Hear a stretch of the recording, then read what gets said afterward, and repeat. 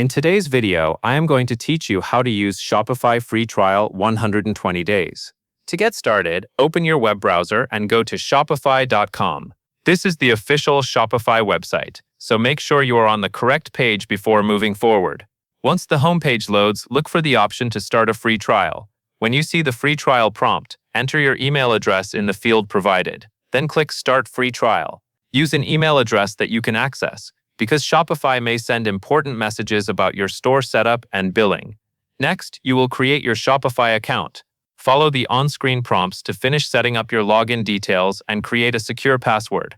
Take your time here and save your login information in a safe place so you can return to your store dashboard without issues.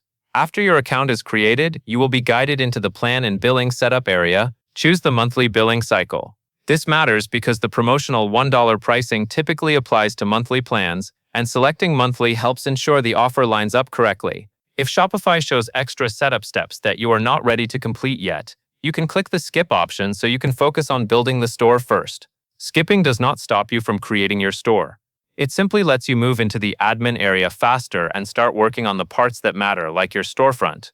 Once you are inside your Shopify admin, go to Online Store. From there, you can begin creating and customizing your store. Set your store name when prompted. Pick something clear and recognizable, because it will represent your brand across your storefront and checkout experience. Now it is important to understand the billing details described in this offer. You will be charged $1 immediately for your first month.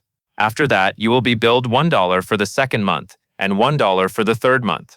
When that promotional period ends, your plan will revert to the standard price for your selected plan, which is commonly around $39 per month for the basic plan, although pricing can change over time.